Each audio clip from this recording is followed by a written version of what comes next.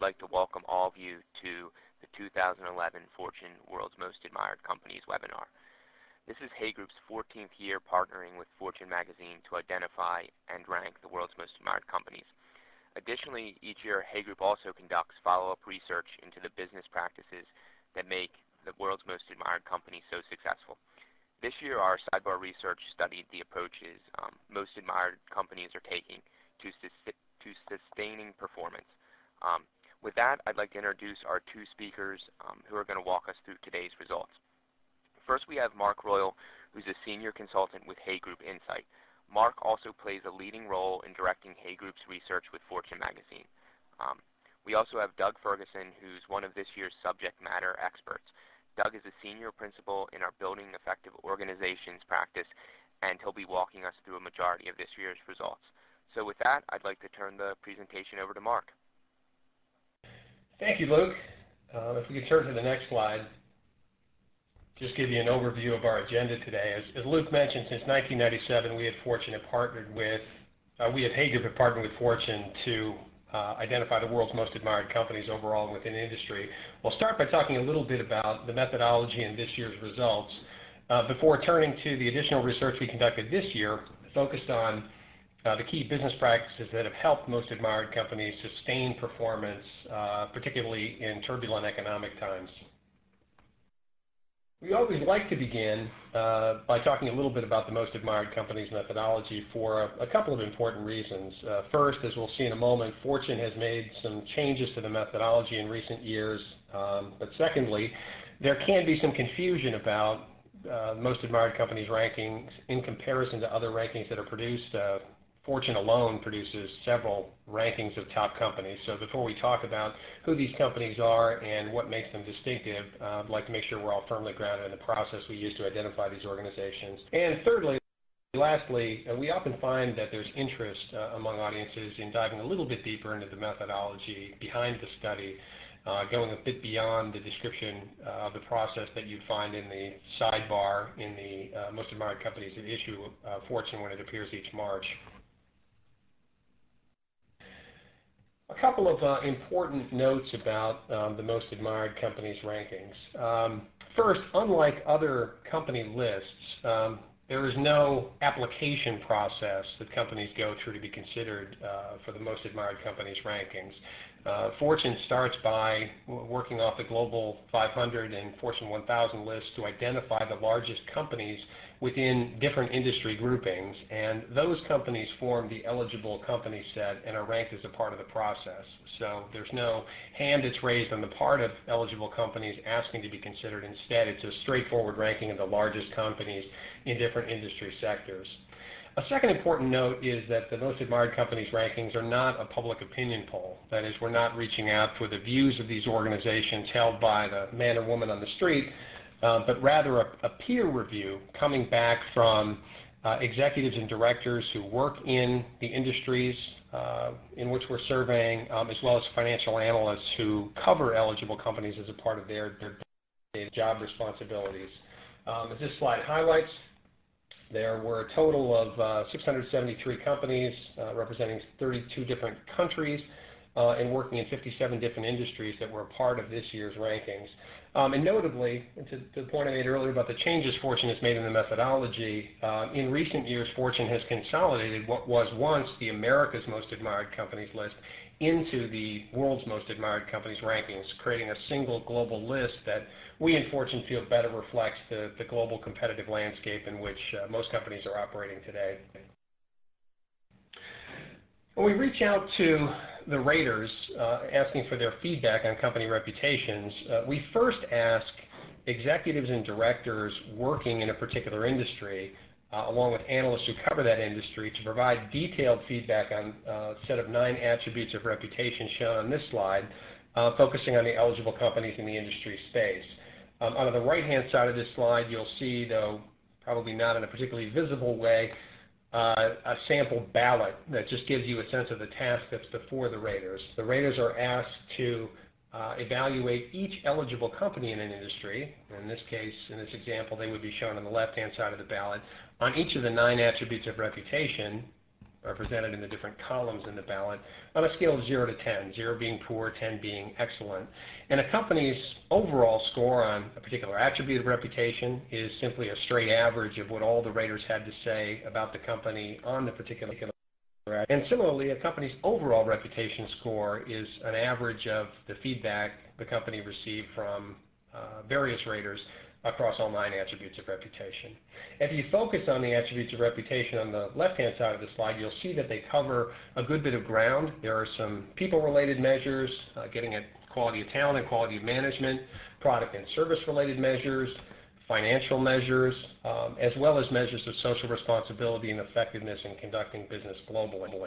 These attributes of reputation were derived out of some foundational research Fortune did back in the mid-'80s when the America's Most Admired Companies list was first launched, and have remained consistent over the life history of that research and the World's Most Admired Companies rankings as it was launched in 1997. In addition to asking raters to provide detailed feedback on other eligible companies in their industries, we also ask the raters to provide feedback to us on the companies they most admire, irrespective of industries.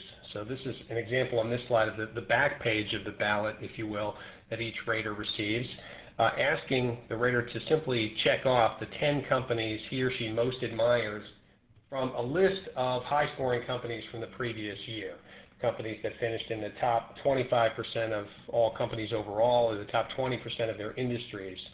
And again, it's a simple check-off process where raters are asked to identify the 10 companies they hold in highest esteem regardless of industry. And it's out of this cross-industry ranking that the All-Star lists are produced that appear on the cover of Fortune magazine when the Most Admired Companies issue is released.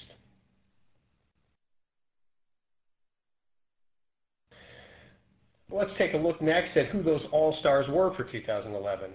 Here we have on this slide a listing of the 20 companies that were most highly ranked through that All-Star balloting process for the 2011 Most Admired Companies rankings. Some familiar names on this list, the 4 companies that are new to the top 20 rankings, Starbucks, Singapore Airlines, BMW, and American Express. New members of the top 20, not found on the top 20 list, at least in 2010. Another newer feature to the Most Admired Companies rankings is the supplementing of the global All-Star list with a series of regional All-Star lists. Again, a cross-industry perspective, but focused on a particular geography.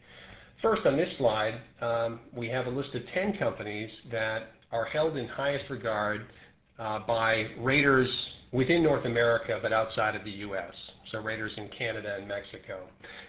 This just gives an opportunity by taking a regional perspective to bring to light the diversity and opinion that may exist globally, as well as give a great companies a chance to shine. So we'll see companies that may be familiar names within North America. Similarly, turning to this slide, a look at what Asian raters in the Asia Pacific region had to say about companies they most admire.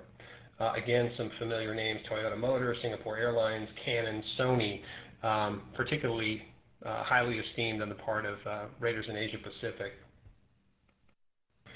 And then lastly, a European perspective, a look at the All-Star list focusing on European companies from the perspective of European raters.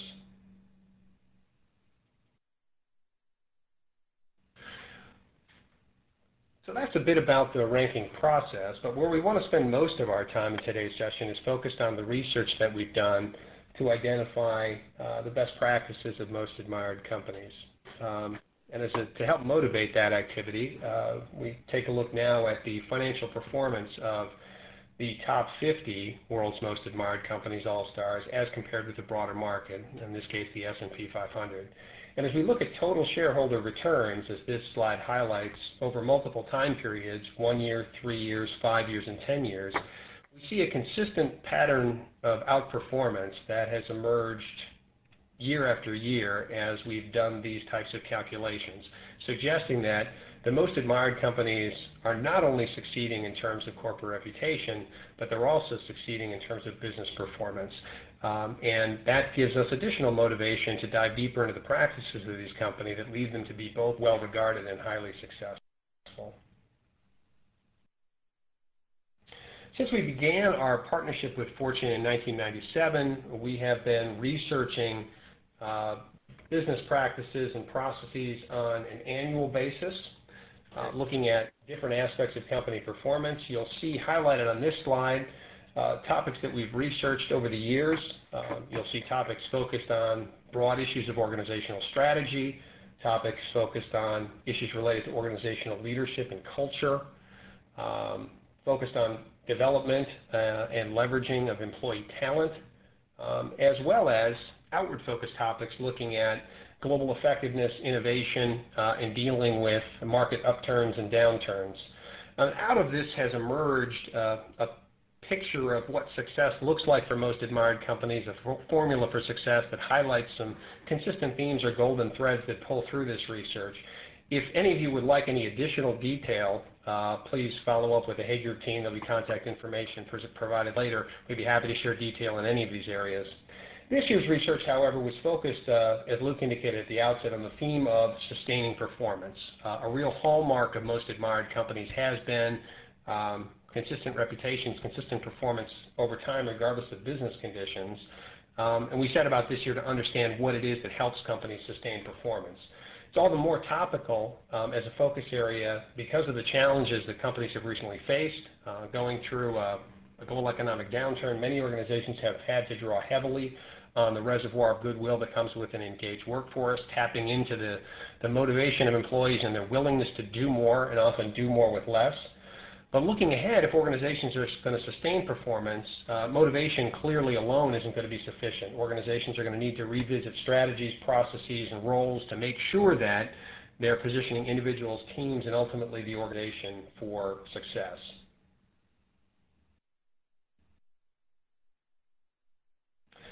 Now that theme, again, is particularly important given the economic period that we've just been through.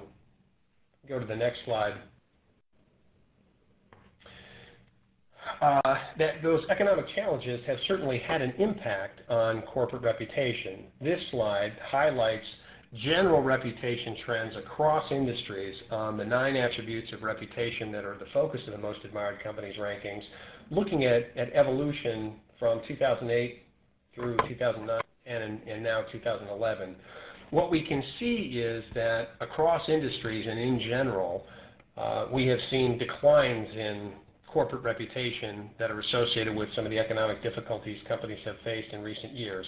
Declines have been particularly pronounced in some areas: financial soundness, global orientation, people management, for instance. Less so in other areas: product service quality and management quality. But clearly, the economic times we've been through recently have had an impact on corporate reputation across the board. That makes the success of companies that have managed to maintain consistently strong reputations over time all the more impressive. And this slide, focusing on standouts, as Fortune termed them this year, highlights companies that have been at the top of their industry groupings for sustained periods of time in the different industry sectors covered by the survey. I'll give you a quote from this year's Fortune study that highlights the significance of a slide like this. Stress in the recession and financial crisis brought out traits that that may not have been noticed when the sailing was smooth. Upstarts became champions. Famed competitors fell behind. Some didn't make it through the storm. The findings of our latest survey show a new competitive order in many industries and in business generally, one that will probably last years. How the winners won and the losers lost holds lessons of value for everyone. And indeed, Fortune titled the lead article in this year's rankings A New World Order, highlighting the fact that of the 57 industries we studied, 22 are led by new companies, which is the largest turn we've seen to date. Again, making the success stories of companies that manage to sustain performance all the more compelling. At this point, I'll turn it over to Doug to carry through some additional thoughts on the recent trends and then getting into our research findings. Thanks, Mark. I want to pick up on this theme that you touched on in the last slide, about sustained performance. This slide actually speaks to how difficult it is to sustain performance. And what we've done here is we've looked at the scorings within each industry and said, within each industry there are 9 attributes that we look at that Mark mentioned at the beginning. And there are leaders that emerge in each of these attributes. And if you look at before the recession, there are some familiar names there. General Electric was known for its ability to attract and retain people. And you go down, quality of management, P&G, wise use of corporate assets, ExxonMobil. No surprises there. What is a surprise to us, though, was the volatility on this list. Currently, only one of the companies that was a leader in a particular attribute field before the recession still holds that title, and that would be Apple. Apple stayed as the most innovative company over this period of time. However, there were some notable changes. For instance, Goldman Sachs usurped General Electric for its ability to attract and develop and retain talent. As a matter of fact, GE in this particular category fell to number 58. So all the more impressive that they stayed in the top ranking overall, because obviously other categories held up for them. But another company to think about here is McDonald's. McDonald's appears in 3 of the attribute categories: effectiveness in conducting its business globally, quality of management to beat out P&G, and wise use of corporate assets. McDonald's is even more impressive than Exxon. And this speaks to what McDonald's was able to do during the downturn, was able to make some very significant changes in its offerings, its menus. It was very selective about what it did with some of its properties, and it benefited from doing so. And then finally, the other surprise, maybe if you had thought about what this list would look like in 2002, so what would the list look like in 2011, you might not have thought that any tech companies would be on the list given the crash that we've just gone through. But Google has beaten out Berkshire Hathaway of all folks, and for its value of a long-term investment. Amazon.com for quality of products and services. This was clearly done before the recent problems that Amazon.com had with the cloud. But nonetheless, it does show that there has been a rearranging of companies sort of by specific attribute. Now, I would not be surprised if some of the ones that had slipped off this, like P&G, are going to come roaring back. But it does show that this has been a fairly chaotic time for the world's most admired. So what do we think? Post-recession trends. If you pick up on some of the things that Mark talked about, certainly the global orientation, which had been sort of on a steady upward trend up until the recession period, that took a hit and was the most significant decline. Sustained performance, if you look at the list that I just showed you, harder to achieve. And part of this was what we're calling the dynamic markets. There was just a lot of volatility in many of the different markets, and it made adaptability the key feature in whether or not some of these companies were going to not only survive but thrive. And I would like to spend the remainder of our time really drilling down on this notion of adaptability. And we're going to do that through shifting from the Fortune research that you saw published to some of the work that we did underneath the covers in working with when we saw the results, and we then did some very targeted work.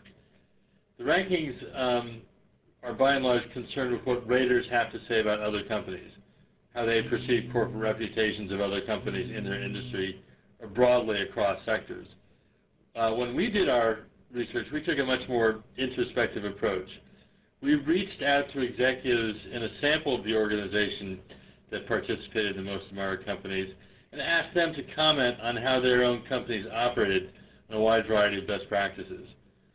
Our strategy when we did this research was to isolate the respondents from the most admired companies had to say, what they had to say about how their companies operate, and contrast their perspectives with what some of their peer companies had to say.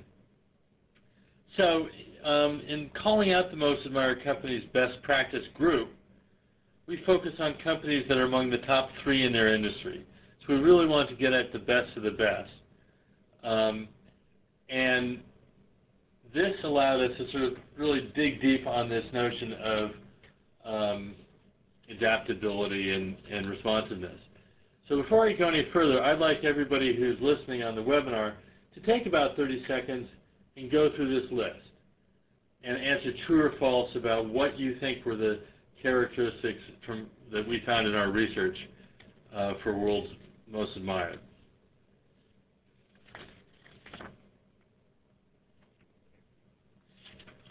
Okay, so here are the results of the test we just gave.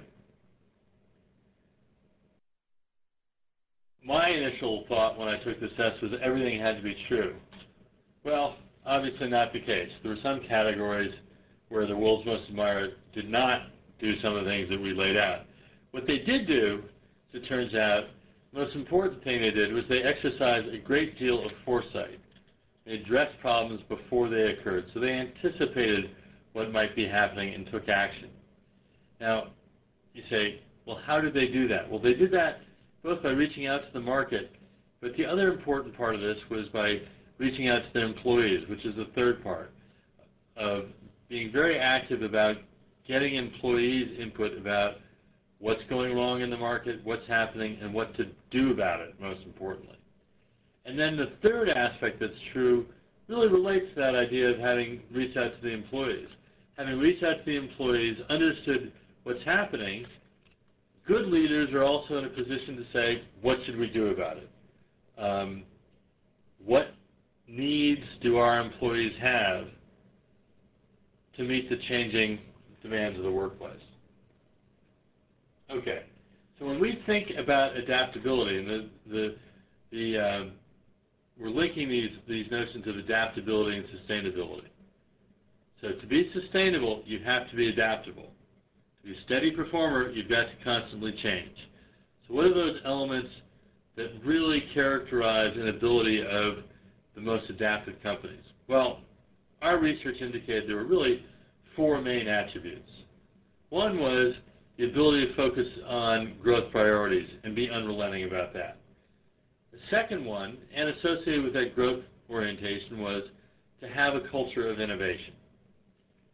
Culture of innovation was obviously reinforced by the climate of employee involvement and then giving employees the tools they need to succeed. So let's talk about, in specific, what did these companies do in those areas? All right. Growth priorities. This is one that actually surprised me, but I was quite heartened to see it. One of the quotes that come to mind here is that Charles Darwin said, "It's not the biggest, the brightest, or the best that will survive, but those who adapt the quickest." So these aren't necessarily the companies with the highest IQ, but the highest adaptability quotient, if you will. Now, the primary thing that they did was they focused on emerging markets. So the world's most admired, by 20 percentage points,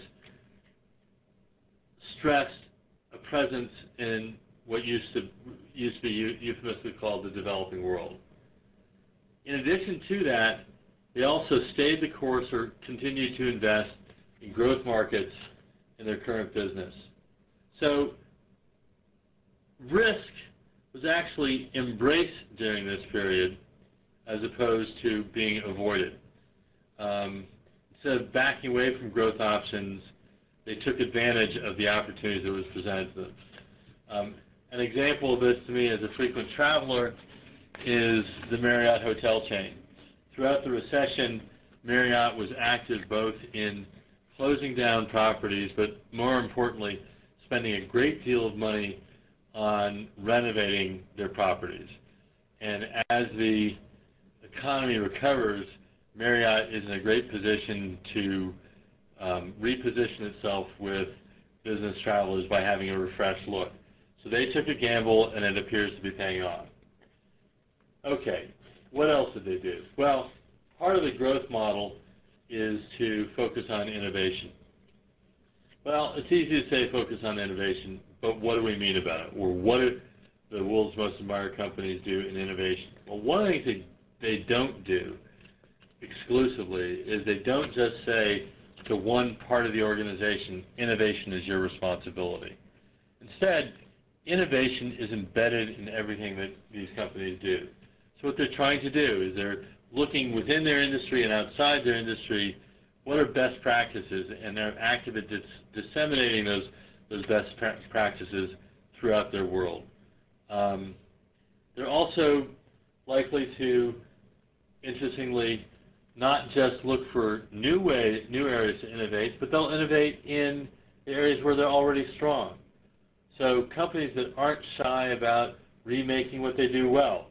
You see this notion about foresight here coming up again, taking action before problems occur. And finally, it's all about enabling and creating ways for people to leverage new technologies and create new approaches for being more effective. So it's not just a single bullet, but it's a variety of things that create the atmosphere for innovation. And I'm always struck by not necessarily a single attribute, but how the world's most admired companies in all four categories do better. So they realize it's not just a single bullet, it's about managing an orchestra, if you will. Okay, so finally, well, what are you doing about employee involvement? The world's most admired, overwhelmingly, over 90% of them have ways of regularly soliciting input from employees. So this, presumably to most of the people on the phone call, should not be surprising. If you're in, 90% of you should be aware of actions at your companies to solicit input. The other thing is that steps are being taken to actively allow employees to take risk. And that's a huge difference. That's over 94% of the world's most admired actively asking employees to take on additional risk and supporting them in doing so. All right. So what do they do to help employees succeed? Well, it's very important to provide employees with the ability to keep up with change. And skill development can take many different forms. It can take on-the-job training. It can be going to an outside course. It can be doing things internally. It can be online support. It can be helping people in taking online training over the internet. Whatever it is, it's being very conscious about getting people to develop beyond where they are today. Other aspects of that, the world's most admired, again, are consistent about providing coaching and feedback. Is in many different surveys and research that we do, is one of the key attributes of getting high performance is getting employees regular feedback, not just once a year, but having regular conversations about what needs to be done. And finally, the world's most admired are far more likely to link the reward system to business performance.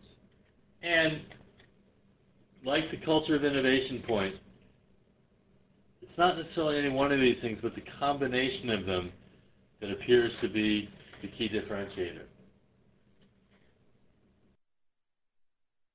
Finally, from a tactical point of view, what's happening in the workplace? What are the world's most admired companies doing to reduce some of the barriers to productivity?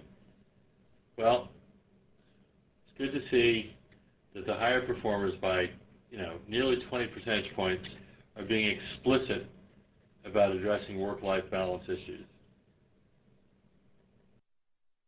Second is they're taking steps to address concerns that people have about how they're frustrated in their working environment.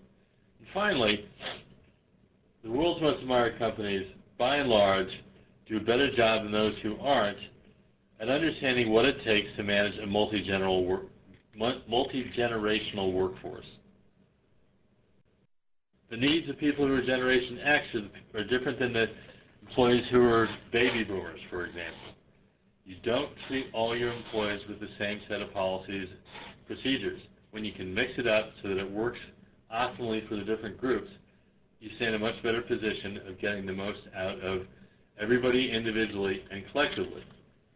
Now, while it's clear that the world's most admired are doing a better job than those who aren't in these categories, it is a little bit concerning from our perspective to note that nobody is over 50%. So this indicates there's a lot of progress to be made, and that in the future I would expect the world's most admired to even do more of this. So if you're looking for areas of even greater productivity gains, I would sort of poke at these areas in particular. All right, let me just wrap this up and then turn it over to online questions for you. The messages we'd leave with you out of this research would be fourfold. One, particularly in a recession period and coming out of a recession, it's incredibly important to focus on growth. And in this case, growth in emerging markets. But the irony of this is when demand goes down, you've got to double down on how to grow. Secondly, and related to this, is you have to build a culture of innovation. It's not about hiring a couple people to be responsible for innovation. It's about having innovation in the very fabric of the company. Part of that, when you do that, is you have an environment where employees are involved. It's bottoms up as well as tops down. You've got to get their input, and you've got to allow people to take risks. Finally, you've got to give the employees the tools and resources that are required in order for them to succeed in this environment. Have to understand that in order for them to be innovative, in order for them to be flexible, they need tools and resources to make that happen. So I think there's some important learnings coming out of the recession about where to focus and what to do, and hopefully we'll take those with us into a growth period. But if for any reason things sputter in the near future, I think we can turn to this and say the reaction, if the markets look soft, is not necessarily to hold back.